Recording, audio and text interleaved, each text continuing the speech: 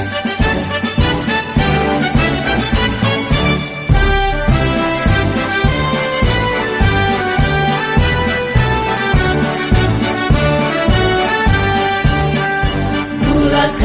tekad kuatkan hati, negeri ini memanggilmu kawan. Belajar bergerak berbagi untuk negeri, guru penggerak majukan pendidikan. Guru penggerak menghamba pada murid, kreatif rancang pembelajaran. Hargai potensi, tingkatkan prestasi, lahirkan profil pelajar Pancasila. Belajar bergerak berbagi untuk negeri, kita menjalin kolaborasi. Belajar bergerak berbagi untuk negeri, demi bakti pada Ibu Pertiwi.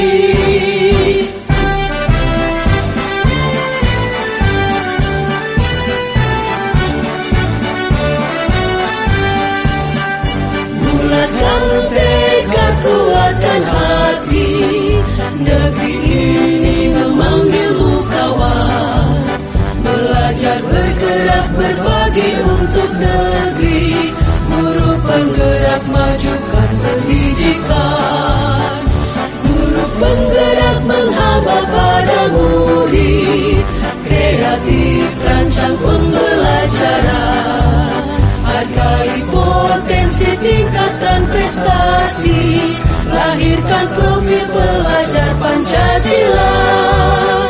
Belajar bergerak berbagi untuk negeri, kita menjalin kolaborasi.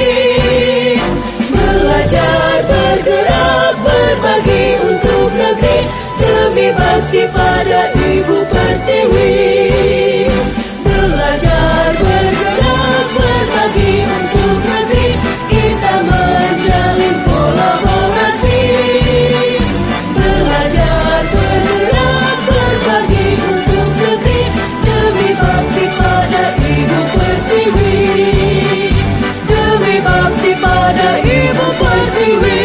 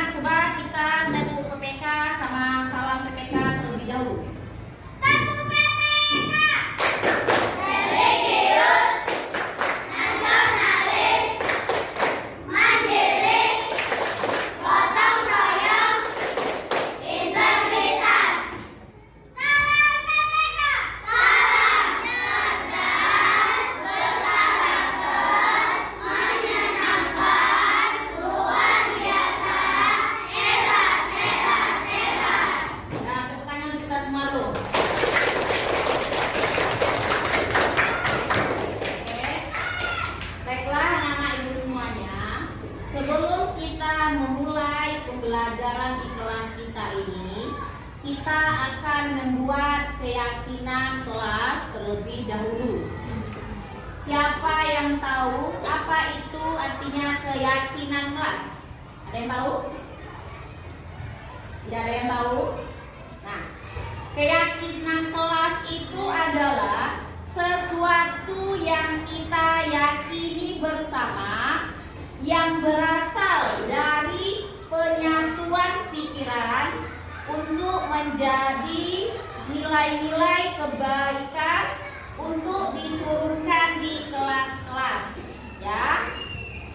Tujuan dari keyakinan kelas dibuat adalah untuk bisa terwujudnya budaya positif di lingkungan kelas kita dan sekolah kita, ya.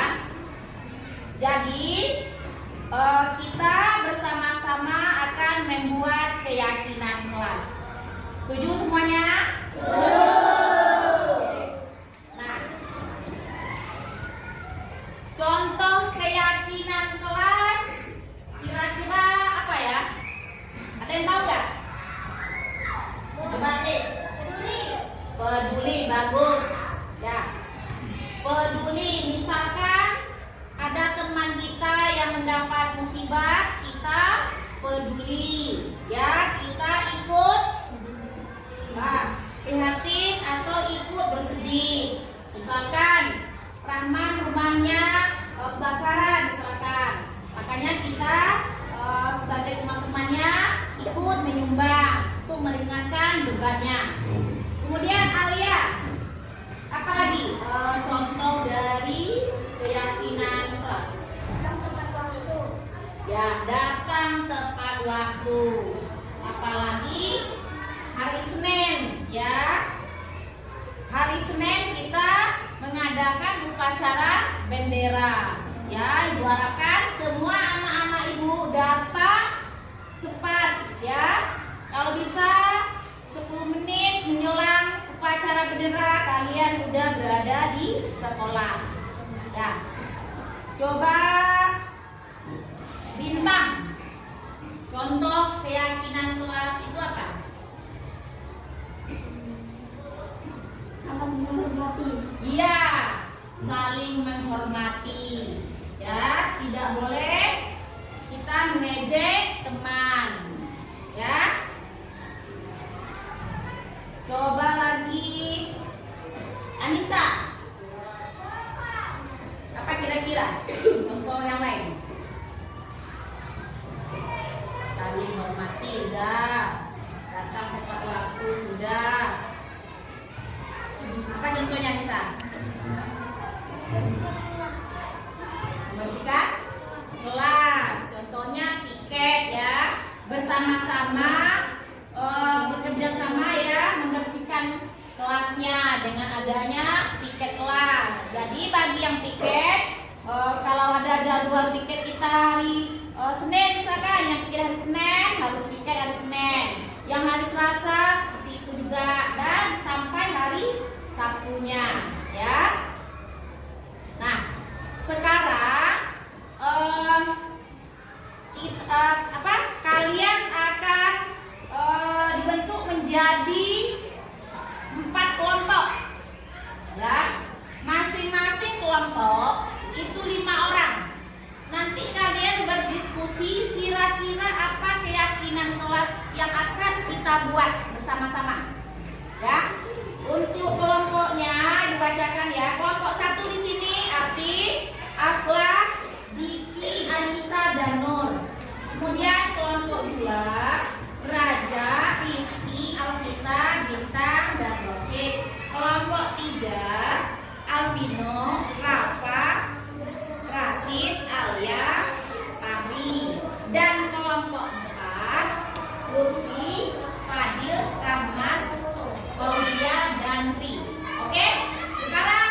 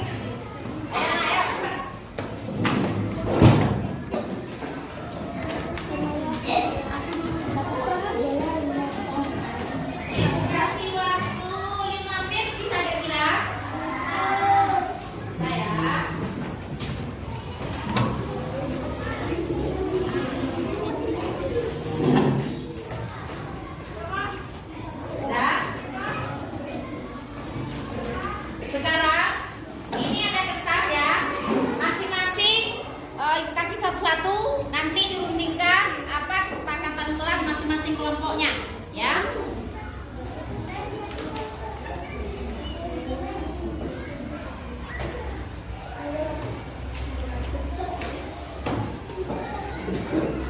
Ditulis di sini ya.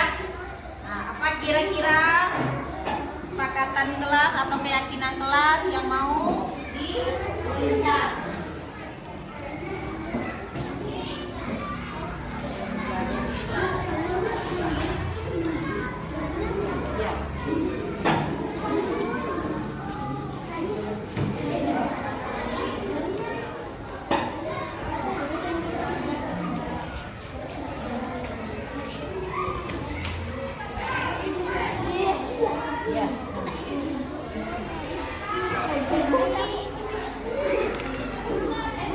Misalkan ya, bintang apa keyakinan kelasnya, nanti kita baru digabung nanti, oke? Ya, masing-masing memberikan pendapatnya, baru nanti pendapatnya itu kita diskusikan, ya.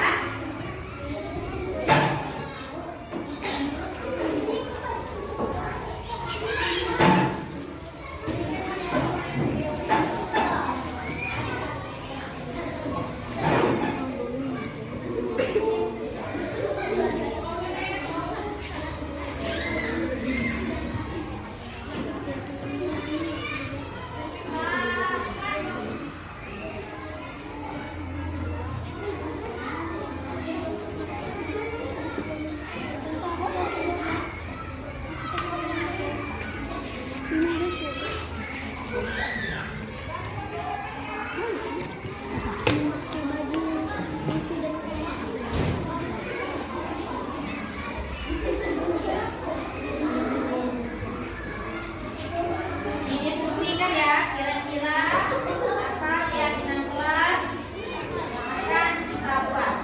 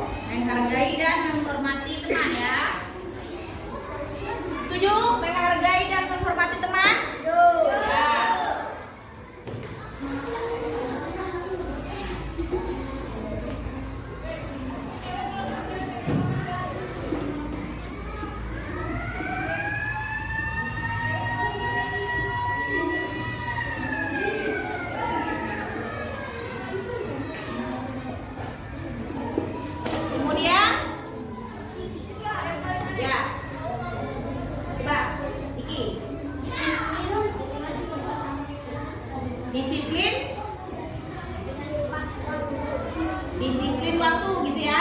Nah, berarti udah bersama nih belajar tepat waktu atau disiplin ya. Oke, coba apa? Saling menyayangi.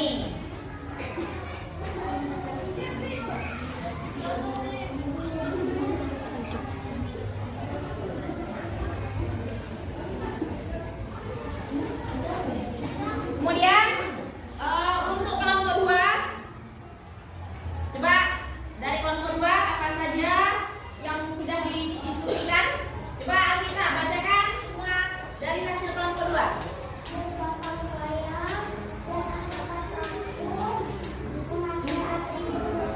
Coba satu-satu dulu nak, satu-satu dulu. Bergotong royong. Kemudian Datang tepat waktu. datang tepat waktu.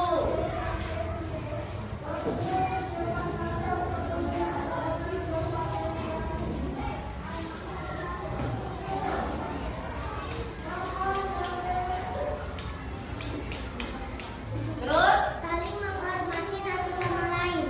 nah saling menghormati atau menghargai satu sama lain berarti udah sama dengan ini ya, dengan satu udah bisa lagi. Coba selain itu, Memakai atribut lengkap. ya memakai atribut lengkap saat upacara bendera.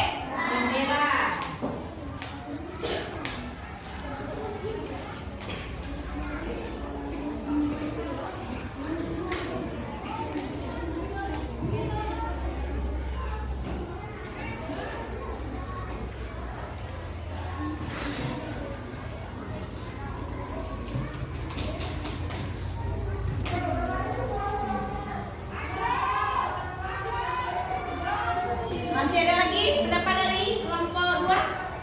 Apa? Membantu teman yang sedang kesulitan. Ya, bagus.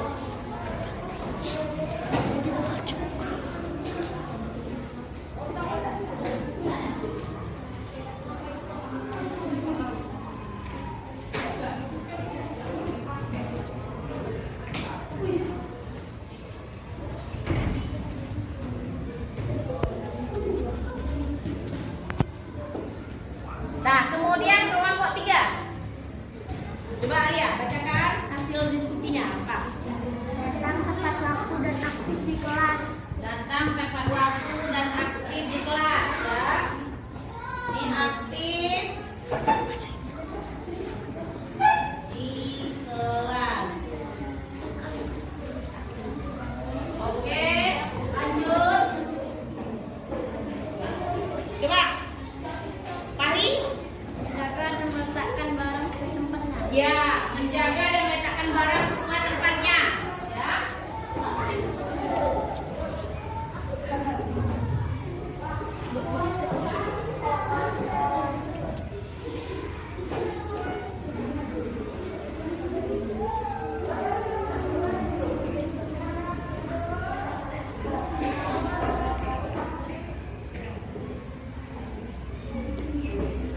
Kemudian masih ada? Coba Rasid. Apa? Menjaga, bekerja sama dalam bersihkan kelas. Ya.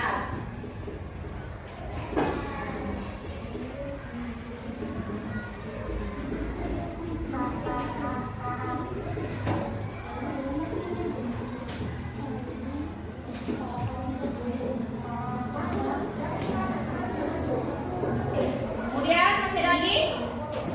Coba, Pino. Apa nak? Nah, mengerjakan tugas tepat waktu, bagus. Jadi kalau ada tugas dari ibu harus dikerjakan sesuai dengan waktu yang ditetapkan.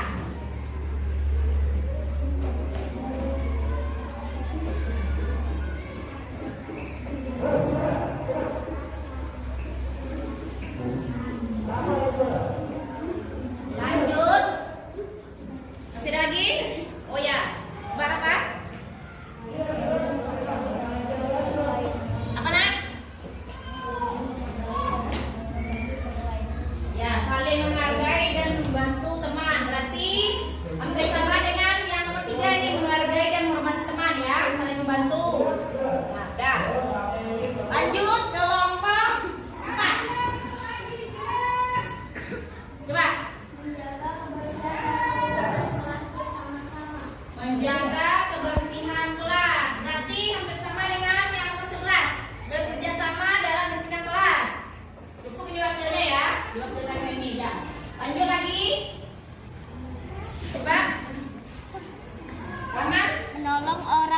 kesusahan.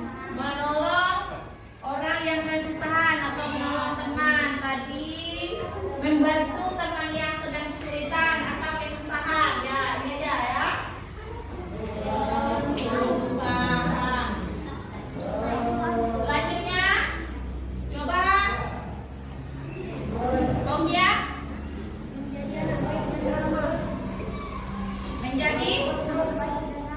menjadi anak baik dan ramah. Ini penting ya. Jadi anak baik dan ramah, kita harus berbicara dengan sopan ya. Kita tidak boleh berbicara dengan kata-kata yang kasar atau berkata kotor. Paham? Sepakat semua? Oke.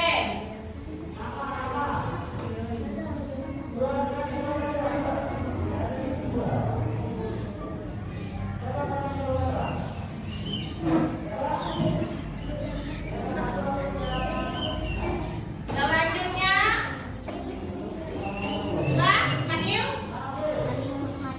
saling menghormati. Berarti tidak ada bersama dengan ini. Lanjut. Pak Lupi, Sikap sopan dan santun. sopan dan santun. Berarti sopan, santun. Berarti yang bersama dengan ini ya. Jadi anak yang baik, sopan dan santun. Nah, sekarang masing-masing keyakinan kelas tadi coba kamu tempel di sini dulu. Kelompok 1, kemudian 2, 3, 4. Dari kelompok 1 mulai dulu nak. Ayo. Satu orang aja yang menempelkan, diwakilkan dengan Hafiz. Ini Alia. Alia yang menempelkan. Kalau yang ini Rahman. Yang sana Prisnya. Oke? Ya. Ayo Pak. Maksudnya rapi ya. Bawah ya, Bu. Maksudnya rapi.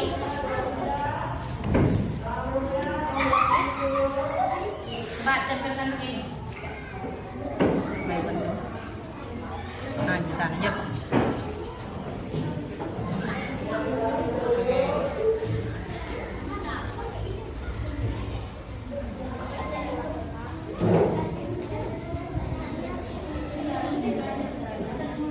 Coba dilihatkan dulu ya.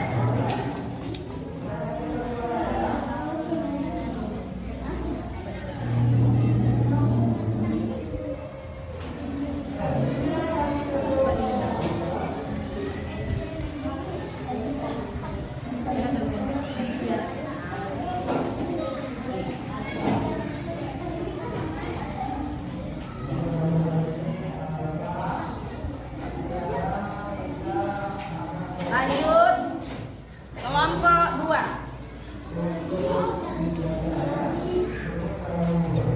Ayo, siapa Pak?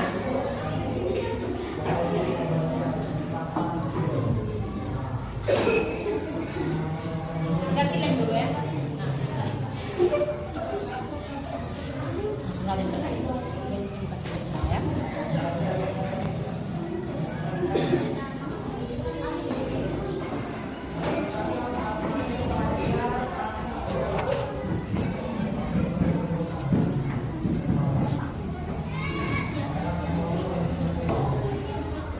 Ya, Mas ya. Lanjut kelompok 3.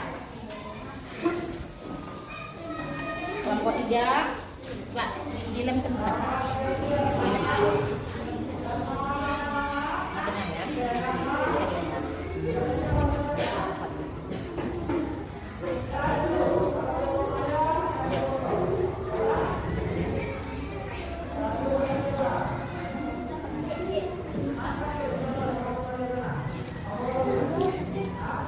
Lihat bawahnya. Sejajar ya.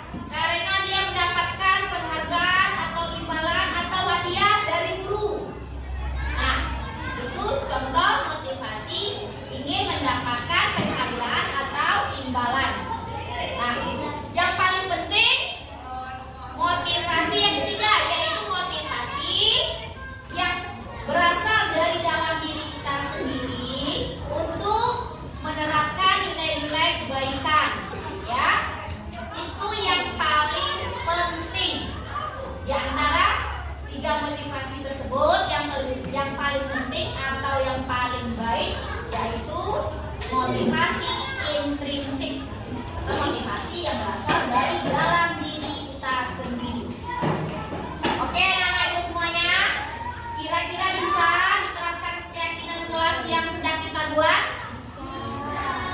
Bisa? Kelompok 1 bisa? Bagus. Kelompok 2? Kelompok 3? Bagus. Kelompok 4? Baiklah anak-anak ibu semua, demikianlah tentang keyakinan kelas yang sudah kita buat, ya. Diharapkan semuanya kita dapat menerapkan keyakinan kelas tersebut. Ya, sekarang dua kiri. Wabillahi taufik wa hidayah. Wassalamualaikum warahmatullahi wabarakatuh.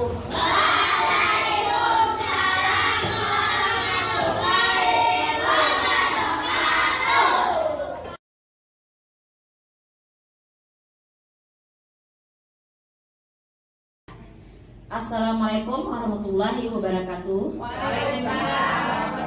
wabarakatuh. Selamat siang Bapak Ibu semuanya. Alhamdulillah, kita panjatkan puji syukur kehadiran Allah Subhanahu wa taala, Tuhan yang Maha Esa, yang mana pada siang hari ini kita masih diberi kesempatan untuk bisa hadir dalam rangka sosialisasi budaya positif yang merupakan tugas aksi nyata saya, Maria, calon guru penggerak angkatan 7 Kota Batam. Nah, tujuan aksi nyata modul 1.4 mengenai budaya positif ini adalah yang pertama, pembiasaan budaya positif dalam pembelajaran di kelas dapat meningkatkan nalar peserta didik. Kemudian yang kedua, dengan melakukan pembelajaran yang aktif dan kreatif yang menciptakan pembelajaran bermakna dan menyenangkan bagi peserta didik. Latar belakangnya, menurut filosofi Ki Hajar Dewantara, seorang pendidik diibaratkan sebagai seorang petani, di mana seorang petani ini memiliki peranan penting dalam menumbuh kembangkan tanaman. Seorang pendidik harus mampu memastikan murid dapat tumbuh kembang dengan baik sesuai dengan kodrat alam dan kodrat zaman. Dengan demikian, salah satu tanggung jawab seorang guru adalah bagaimana menciptakan lingkungan positif atau budaya positif di antara warga sekolah yang saling mendukung, saling belajar, saling bekerja sama, sehingga tercipta kebiasaan-kebiasaan baik yang akan membentuk sebuah budaya positif. Budaya positif adalah hal-hal yang baik atau kegiatan yang positif yang kita lakukan di kelas atau di sekolah. Nilai-nilai kebajikan dalam budaya positif ini bermuara dari nilai-nilai kebajikan universal. Nilai-nilai kebajikan yang terdapat pada dimensi profil pelajar Pancasila itu ada 6.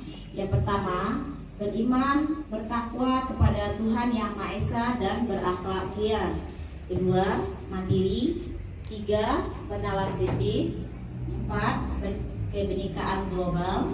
5, bergotong royong. Dan 6, kreatif. Kemudian lagi ada 9 pilar karakter bangsa Indonesia. Yang pertama, cinta Tuhan dan segenap ciptaannya. Yang kedua, kemandirian dan tanggung jawab. 3, kejujuran. 4, hormat dan santun. 5, dermawan, suka menolong dan gotong royong. 6, percaya diri, kreatif dan bekerja keras. 7, kepemimpinan dan keadilan. 4, baik dan rendah hati. Dan yang ke-9, toleransi, kedamaian, dan kesatuan. Nah, kita sebagai guru itu mempunyai peranan sebagai pengontrol tingkah laku murid kita di sekolah. Nah, ini adalah 5 posisi kontrol dalam menerapkan budaya positif. Yang pertama sebagai penghukum, kemudian pembuat rasa bersalah. 3, sebagai teman, keempat sebagai pemantau, dan yang kelima sebagai manajer. Nah, Posisi yang pertama yaitu posisi penghukum. Pada posisi kontrol ini, guru sebagai penghukum. Artinya di sini guru sering melakukan hukuman kepada murid yang melanggar aturan atau disiplin. Nah, hukuman yang diberikan kepada murid ini bisa membuat murid sakit hati dan juga dendam. Kalau bisa posisi penghukum ini kita sebagai guru kita hindari. Kemudian yang kedua, posisi pembuat merasa bersalah. Pada posisi pembuat merasa bersalah ini, guru bersuara lembut, kemudian suasana menjadi hening dan murid tidak merasa nyaman dan rendah diri. Guru bisa berkata, ibu sangat kecewa dengan perbuatanmu. Atau kalau orang tuamu tahu perbuatanmu seperti ini, apa mereka tidak merasa malu? Coba kamu pikirkan nak.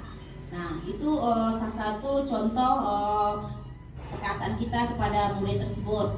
Kemudian pada posisi ini murid tidak berharga dan merasa mengecewakan orang-orang yang mereka sayangi seperti orang tua mereka.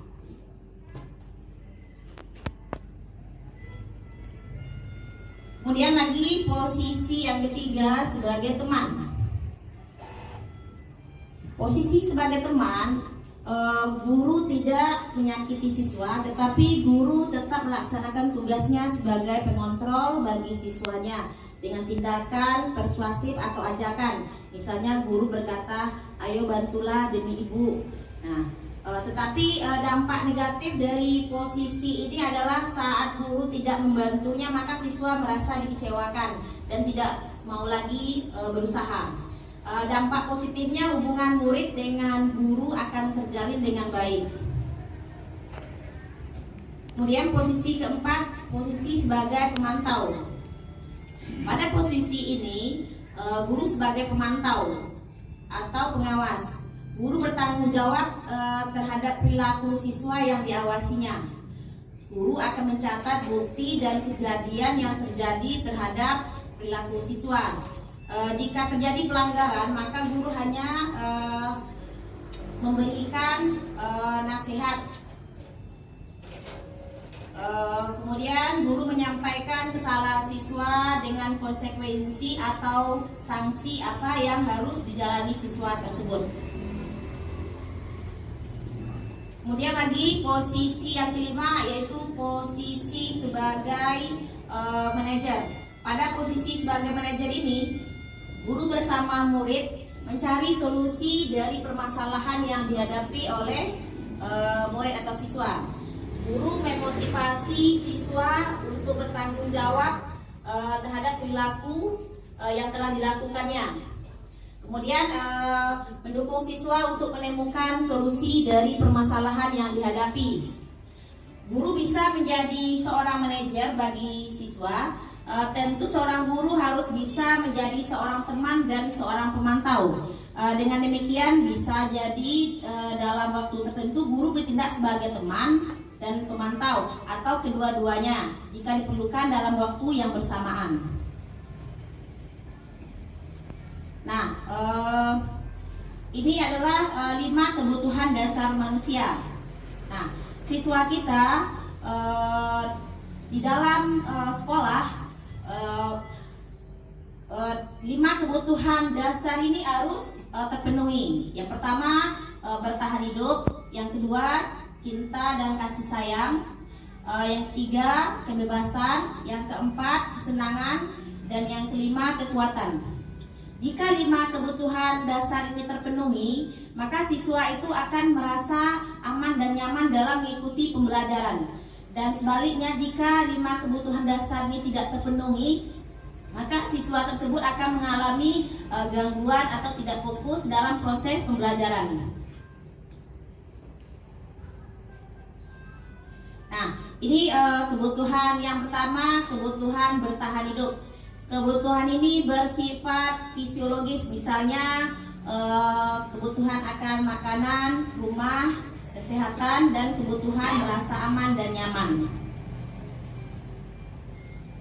Kemudian yang kedua, kebutuhan kasih sayang dan diterima. Kebutuhan ini berupa kasih sayang dan diterima dalam kelompoknya. Kebutuhan ini bersifat psikologis. Yang ketiga, kebutuhan kebebasan. Contohnya kita memberikan kesempatan kepada murid untuk membuat pilihan atau menyuarakan pendapat dengan percaya diri. Yang keempat, kebutuhan kesenangan. Contohnya murid membutuhkan kesenangan dalam belajar. Artinya sebagai guru kita harus bisa memasukkan kegiatan yang menyenangkan dalam pembelajaran, misalnya dengan adanya permainan dalam pembelajaran. Kemudian yang kelima, kebutuhan penguasaan. Jadi setiap murid pasti memiliki kebutuhan untuk merasa kompeten, terampil, diakui pencapaian dan keterampilannya, dan memiliki harga diri. Nah, agar budaya positif dapat diterapkan dengan baik di sekolah, maka kita sebagai guru harus melakukan restitusi. Nah, restitusi ini merupakan proses menciptakan kondisi bagi murid untuk memperbaiki kesalahan sehingga mereka bisa kembali pada kelompok mereka dengan karakter yang lebih kuat. Nah, segitiga restitusi. Segitiga restitusi merupakan tahapan untuk memudahkan para guru dan orang tua dalam melakukan proses persiapan anaknya untuk melakukan restitusi. Restitusi bukan untuk menebus kesalahan, tetapi restitusi adalah sebuah tawaran dan bukan paksaan. Restitusi fokus pada solusi dan dapat mengembalikan murid yang berbuat salah pada kelompoknya. Nah, ciri-ciri restitusi yang pertama, untuk belajar dari kesalahan. Kemudian yang kedua, memperbaiki hubungan. Yang ketiga, tawaran bukan paksaan. Yang keempat, menuntun untuk melihat ke dalam diri. Yang kelima, mencari kebutuhan dasar yang mendasari tindakan. Yang keenam, pada karakter bukan pada tindakan. Yang ketujuh, fokus pada solusi. Yang kedelapan, mengembalikan murid pada kelompoknya. Nah, langkah-langkah dalam segitiga restitusi itu ada 3. Yang pertama, menstabilkan identitas. Kemudian validasi tindakan yang salah, yang keduanya, dan yang ketiganya menanyakan keyakinan kelas. Maksudnya menstabilkan identitas ini, contohnya jika murid kita melakukan pelanggaran, misalkan dalam melanggar keyakinan kelas atau kesepakatan kelas, kita sebagai guru harus menenangkan murid itu terlebih dahulu, jangan kita langsung menghukumnya. Kemudian validasi tindakan yang salah. Nah, ini kita tanya dulu kepada murid tersebut apa alasan mereka melakukan kesalahan tersebut. Kemudian lagi yang ketiga, menanyakan keyakinannya. Nah, kita tanyakan apa yang diinginkan gitu. Seandainya dia melakukan kesalahan, bagaimana tindakannya.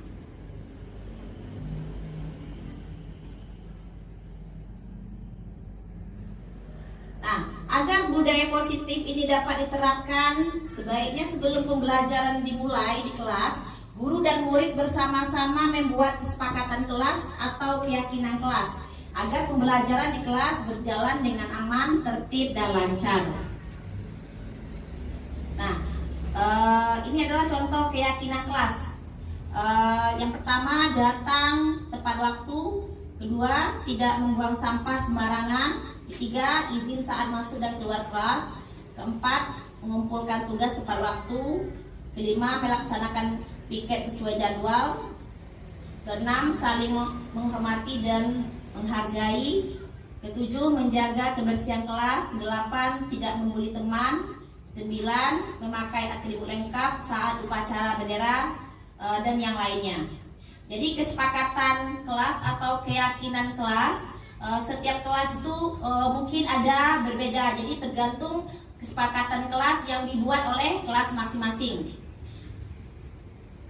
Nah, kemudian dalam membuat keyakinan atau kesepakatan kelas ini perlu kita tanamkan kepada murid untuk melakukan atau menerapkan kesepakatan kelas itu harus dari dalam diri sendiri tanpa dorongan dari orang lain. Ada 3 motivasi perilaku manusia untuk melakukan sesuatu. Yang pertama, untuk menghindari ketidaknyamanan atau hukuman. Kemudian yang kedua, untuk mendapatkan imbalan atau penghargaan dari orang lain. Dan yang ketiga, untuk menjadi orang yang mereka inginkan, yang ingin menerapkan nilai-nilai kebaikan dari dalam hatinya. Jadi motivasi yang ketiga ini sangat penting karena motivasi ini merupakan motivasi yang intrinsik, artinya motivasi yang keluar dari dalam diri kita sendiri.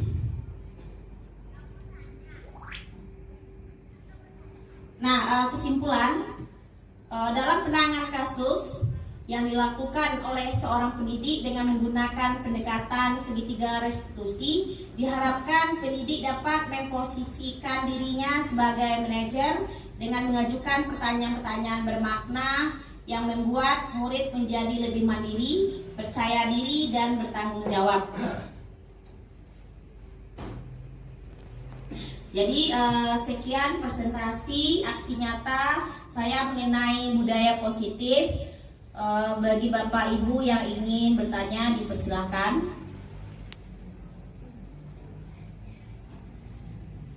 Ya, silakan Bu Chan. Baik, terima kasih Ibu. Assalamualaikum warahmatullahi wabarakatuh. Ada beberapa hal yang ingin saya tanyakan Ibu, yaitu tadi Ibu menyampaikan mengenai posisi kontrol guru. Yang ingin saya tanyakan dari 5 posisi itu, posisi manakah yang paling tepat kita terapkan kepada peserta didik? Terima kasih Ibu. Oke, terima kasih Bu Chandra. Di dalam 5 posisi kontrol kita sebagai guru, itu yang paling baik ya, atau yang paling bagus, yaitu posisi sebagai manajer. Artinya posisi sebagai manajer, jika murid kita melakukan kesalahan atau melanggar keyakinan atau kesepakatan kelas, kita tidak langsung menghukum mereka, tetapi kita tenangkan dulu mereka, kemudian kita tanya mengapa mereka melakukan hal tersebut, apa alasannya.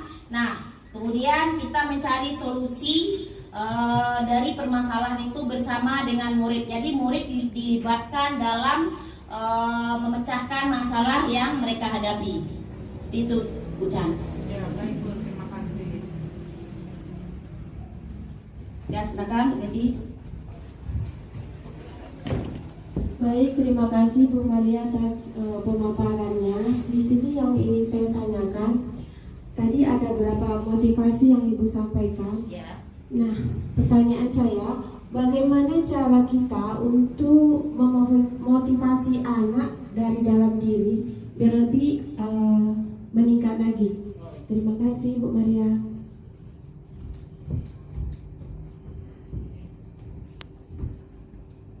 Terima kasih Bu Teti. Tanyanya bagaimana cara meningkatkan motivasi ya dari dalam diri anak.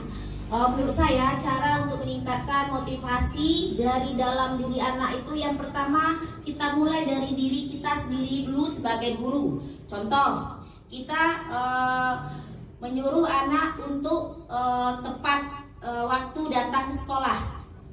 Jadi dimulai dari diri kita sendiri. Kita menjadi contoh teladan bagi murid. Nah, yang pertama langkah kita ya kita harus datang tepat waktu. Kita tidak bisa menyuruh anak untuk tepat waktu sementara kita datang terlambat ke sekolah. Jadi seperti itu ya Bu ya. Nah, untuk menerapkan motivasi intrinsik atau motivasi dari dalam diri kita itu kepada anak-anak harus kita sebagai contoh teladannya terlebih dahulu, baru anak tersebut akan meniru atau mencontoh dari sikap kita. Seperti itu. Jadi sampai di sini presentasi aksi nyata saya mengenai budaya positif. Terima kasih Bapak Ibu atas kehadiran. Saya akhiri, wabillahi taufik wal hidayah. Wassalamualaikum warahmatullahi wabarakatuh.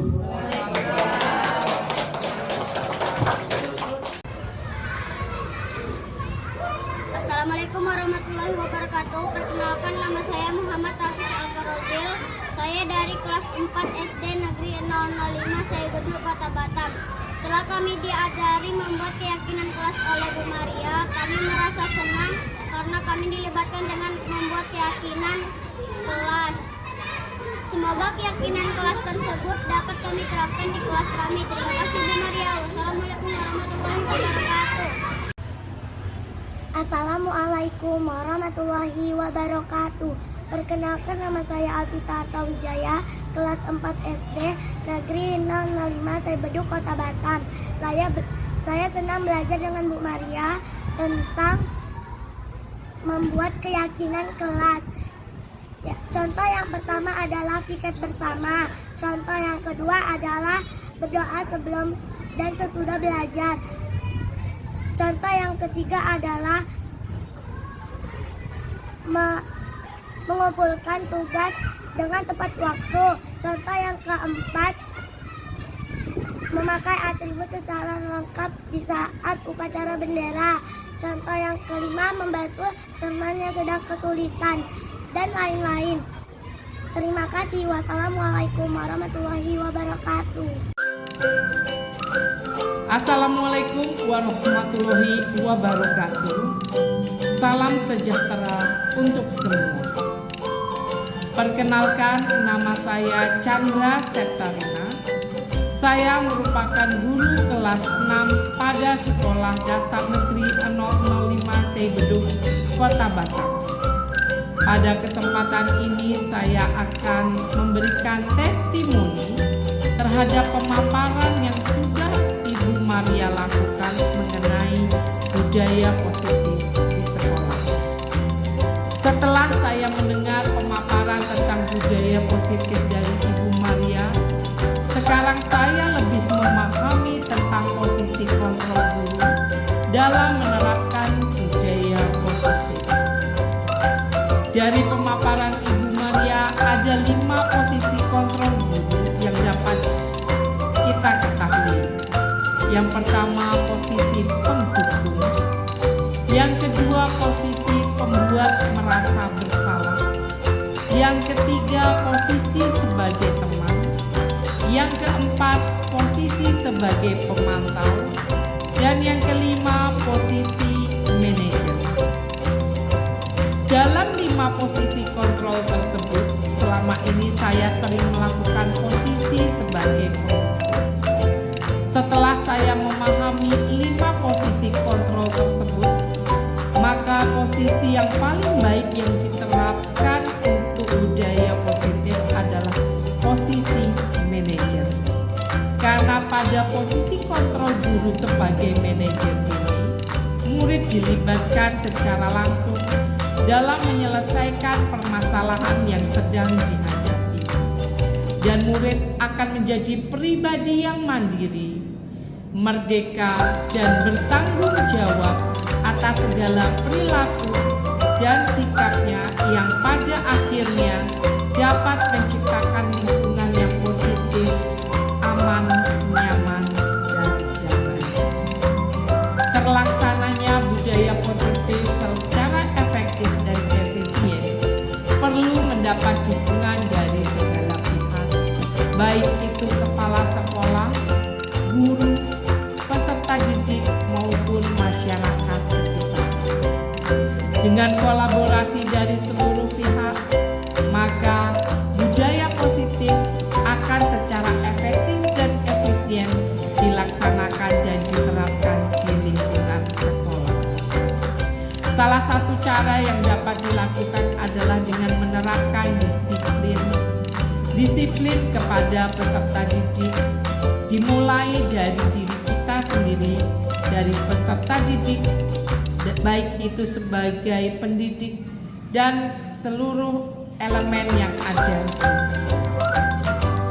Semoga kami guru-guru di Sekolah Dasar Negeri 005 Seibeduk dapat menerapkan budaya positif di sekolah dengan posisi sebagai control manager. Demikian testimoni dari saya. Akhir kata, Assalamualaikum warahmatullahi wabarakatuh.